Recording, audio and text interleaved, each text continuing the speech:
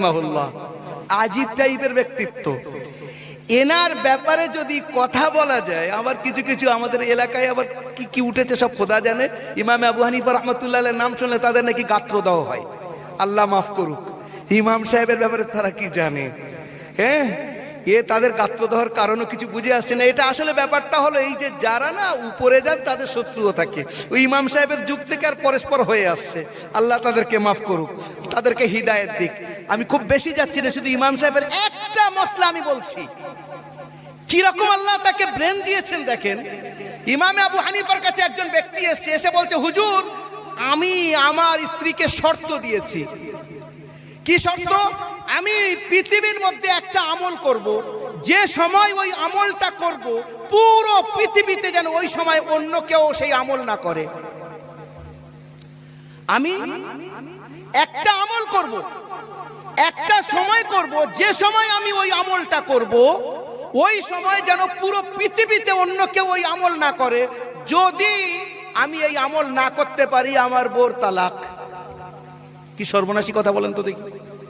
এখন বলেন, সে যদি রাত 1টার সময় নামাজ পড়ে, তো আমরা কি বলতে পারবো যে রাত 1টার সময় অন্য কোনো জায়গায় নামাজ হচ্ছে না? এখন এখানে রাত, আমেরিকাতে দিন, তো পুরো পৃথিবীতে এইরকম চলছে। কেউ যদি বলে আমি রাত 2টায় তিলাওয়াত করবো, কোরআন শরীফ পড়বো, কত বান্দা আছে যারা কোরআন শরীফ পড়ছে। হারাম শরীফে গিয়ে দেখেন 24 ঘন্টা ইবাদত হচ্ছে। তাহলে কি করবে? তার নিজের বউটাকে বাঁচাবে কি করে? বড় আশ্চর্যের মশলা না। ইমাম সাহেবের কাছে গেছে, বলে হুজুর এই সর্বনাশ তো হয়ে গেছে, আমি তো এরকম কসম খেয়ে ফেলেছি, শর্ত লাগিয়ে ফেলেছি, আমি এমন একটা ইবাদত করতে চাচ্ছি এমন সময়, সেই সময় যেন অন্য কেউ ওই ইবাদত না করে। ইমাম সাহেব বলছে, বাবা কেন এইসব ঝামেলা করতে গেছে? বলছে, না হুজুর কোনো রাস্তা বলে দেন। বলছে, হ্যাঁ একটা রাস্তা আছে, যাও হারাম শরীফে গিয়ে আর ওখানকার যে দরবান রয়েছে তার অনুনয় বিনয় করো যে আমি একবার অন্তত তাওয়াফ করে নি, তাওয়াফটাকে বন্ধ করে দাও। বুঝতে পেরেছেন আমার বাংলাটা? বুঝতে পেরেছেন? তাওয়াফ কাবা শরীফের চারিদিকে এক জায়গায় তো হয়, পৃথিবীতে অন্য কোনো জায়গায় তো তাওয়াফ হয় না।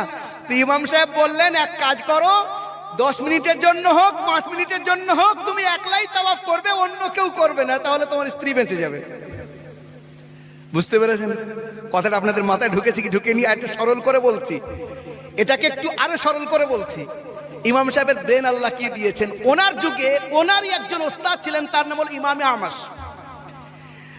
ইমামে আমাসের সঙ্গে ওনার স্ত্রীর গন্ডগোল হতেই পারে। মৌলানা সাহেবের বউ বলে মৌলানা সাহেবের সঙ্গে গন্ডগোল হবে না, মাস্টার সাহেবের বউ বলে মাস্টার সাহেবের সঙ্গে গন্ডগোল হবে না, জজ সাহেবের বউ বলে তার সঙ্গে গন্ডগোল হবে না, এত এমন তো কোনো কথা না, হতেই পারে। বরং একটা মজার ঘটনা আপনাদেরকে বলি। আল্লাহর মেহবুব সাল্লাল্লাহু আলাইহি ওয়া আলিহি ওয়াসাল্লাম তার সবচেয়ে প্রিয় স্ত্রী আমাদের আম্মাজি হযরতে আয়েশা সিদ্দিকা আল হুমাইরা রাদিয়াল্লাহু তাআলা আনহার সঙ্গে হুজুরের কোনো একটা বিষয় মতবিরোধ চলছে। বলেন কি? হুজুরের সঙ্গে? মিশকাত শরীফের হাদিস, শোনেন, এটা গালগপ্প না। তো হুজুরের সঙ্গে মতবিরোধ চলছে। হুজুর বলছেন, আয়েশা তুমি আমার উপরে কখন রেগে যাও তাও জানি, আর কখন খুশি থাকো তাও জানি। হযরত আয়েশা বলছেন, হুজুর কি করে বোঝেন? বলছেন, যখন তুমি বলো ও রব্বি ইব্রাহিম, ইব্রাহিমের রবের কসম, তখন আমি জানি তুমি আমার উপরে রেগে আছো। আর যেই বলো ও রব্বি মুহাম্মদ, মুহাম্মদ সাল্লাল্লাহু আলাইহি ওয়াসাল্লামের রবের কসম, তখন আমি জানি তুমি খুশি আছো। হযরত আয়েশা বলছেন, ইয়া রাসূলুল্লাহ ওটা উপর থেকে রাগ দেখাই, আমার অন্তর তো আপনার জন্য সবকিছু। ইয়া রাসূলুল্লাহ আপনি এটাকেও খেয়াল করেছেন? এই দুজনের মতবিরোধ চলছে, আর বাড়ির সামনে থেকে হযরত আবু বকর যাচ্ছেন রাদিয়াল্লাহু আনহু। আবু বকরকে তো জানি কে, হযরত আয়েশার কে হয় আমরা জানি ভালো করে। হযরত আয়েশা রাদিয়াল্লাহু তাআলা আনহার আব্বাজি, হুজুরের শ্বশুর। হযরত আবু বকর সিদ্দিক বাড়ির সামনে থেকে যাচ্ছেন। হুজুর বলছেন, আবু বকর ভিতরে আসেন, আমাদের দুজনের মধ্যে একটু গন্ডগোল হচ্ছে, আপনি একটু আমাদেরকে মিউচুয়াল করে দিয়ে যান। কাকে ডেকেছেন? নিজের শ্বশুরকে, হযরত আবু বকরকে, হুজুরের 1 নম্বর খলিফা, হুজুরের সবচেয়ে প্রিয় ব্যক্তিত্ব, ভিতরে ডেকেছেন। ডেকে বলছেন, আমাদের দুজনের একটু গন্ডগোল হচ্ছে, আপনি আমাদের মধ্যে একটু ফয়সালা করে যান। এইবারে হুজুর হযরতে আয়েশাকে বলছেন, আচ্ছা বলো তুমি বিষয়টা আগে বলবে না আমি বলবো? হযরত আয়েশা এখন বলতে গিয়ে ফট করে মুখ থেকে বার করে দিয়েছেন, আপনি বলেন কিন্তু সত্যি সত্যি বলবেন। এটা কথার কথা বলে দিয়েছে, সত্যি সত্যি। যেই বলেছেন হযরত আবু বকর এক চড় মেরে দিয়েছেন হযরত আয়েশাকে। হযরত আয়েশা তাড়াতাড়ি হুজুরের পিছনে গিয়ে লুকিয়ে গেছেন। হুজুর তখন বলছেন, আপনাকে আমাদের দুজনের ফয়সালা করতে ডেকেছিলাম, আপনি একদিকে শুনে মেরে বসলেন, আপনার ফয়সালা করতে হবে না, আপনি চলে যান। হযরত আবু বকর বার হয়ে গেছেন। এবারে হুজুরের ব্যবহারটা দেখেন নিজের স্ত্রীর সঙ্গে, মুচকে হাসছেন ঘুরে আর বলছেন, আয়েশা আর একটা চড় তোমার পড়তো, আমি তোমাকে বাঁচিয়ে নিয়েছি। একবার জোরে বলেন সুবহানাল্লাহ। আর একটা চড় তোমার পড়তো, আমি কিন্তু বাঁচিয়ে নিলাম।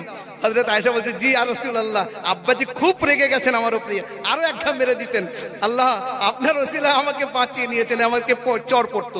হযরত আয়েশাকে হযরত আবু বকর আরো একবার পিটিয়েছেন। বলছি সে কি, শোনেন তাহলে আপনাদের আশ্চর্য লাগবে। একটা সফরে গেছেন, এটা বুখারী শরীফের মধ্যে হাদিসটা আছে। একবার হুজুর সফরে গেছেন, হযরত আয়েশার হার হারিয়ে গেছে, হার, ঠিক আছে, হারটা ছিল ওনার বড় বোন হযরত আসমার, হার হারিয়ে গেছে।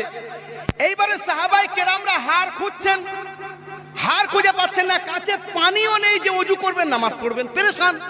কয়েকজন সাহাবী গিয়ে হযরত আবু বকরকে গিয়ে বলছেন, আয়েশার কাজ দেখেন দিন, হার হারিয়ে ফেলেছে, এখানে পানি নেই, আমরা ওযু করব কোথায়, নামাজ পড়বো কি, পেরেশান হয়ে যাচ্ছি, আর আমরা হার খুঁজে খুঁজে পেরেশান হচ্ছি। হযরত আয়েশা খিমার মধ্যে বসে আছেন, হুজুরের মাথা মুবারক হযরত আয়েশার কোলে, হুজুর ঘুমাচ্ছেন।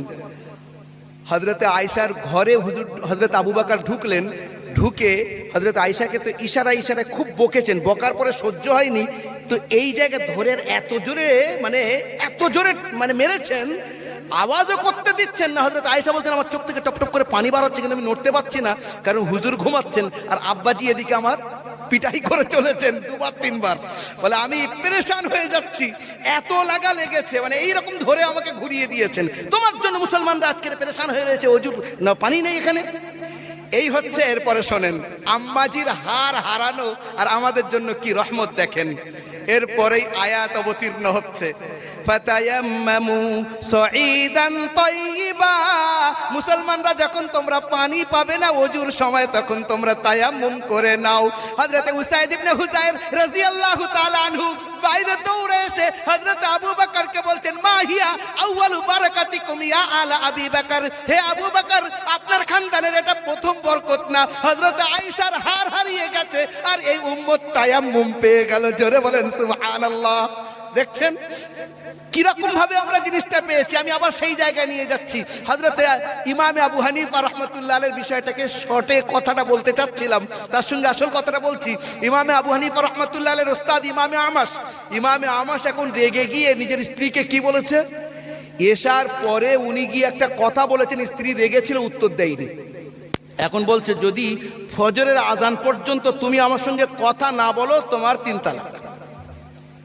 এখন মুখ থেকে তো বার হয়ে গেছে, আমাদের অনেক ভাই এসব করে ফেলে, ভালো করে কথা শুনবেন, তালাকের চক্করে জীবনে যাবেন না। আমার ভাইদেরকে বলি, স্বামী স্ত্রীর গন্ডগোল হতে পারে, কিন্তু কখনো ভুলেও তালাকে যাবেন না। রাগ হতে পারে, হয়তো একাধ মেরে বসলেন বা সরে গেলেন সেখান থেকে, কিন্তু তালাকের চক্করে গেলে এদিক থেকে ওদিক হয়ে যাবে। তখন ওই আমাদের কিছু ভাই আছে, তারা 3 তালাককে 1 তালাক করে দিয়ে আপনাকে হারামের মধ্যে মুক্তলা করে দেবে, বলছে না ও 3 তালাক হয়নি, সর্বনাশ করে দেবে। যে কথাটা বলছি, আবার তো অন্যরকম হিসেব, হারামকে হালাল করার পদ্ধতি হয়ে গেছে আজকাল, ইমান বিক্রি করে দিয়ে এদিক থেকে ওদিক হয়ে যাবে, মনি সাহেবদের কাছে যাবে, আল্লাহ হেফাজত করুক। তো যে কথাটা বলছি, তো ইমামে আমাশ রাহমাতুল্লাহ আলাইহি উনি তো বলে দিয়েছেন, আর ওনার স্ত্রী অপেক্ষায় ছিলেন যে কখন আমার এইরকম শব্দ বলবে আর আমি বাপের বাড়ি চলে যাব আর এই ব্যক্তির কাছে থাকবো না। আচ্ছা, বুড়ো বয়সে বউ চলে গেলে তো মুশকিল, জোয়ান বয়সে নয় কোনো রকম এদিক ওদিক করবে, কিন্তু বুড়ো বয়সে তো খিদমতের বেশি প্রয়োজন।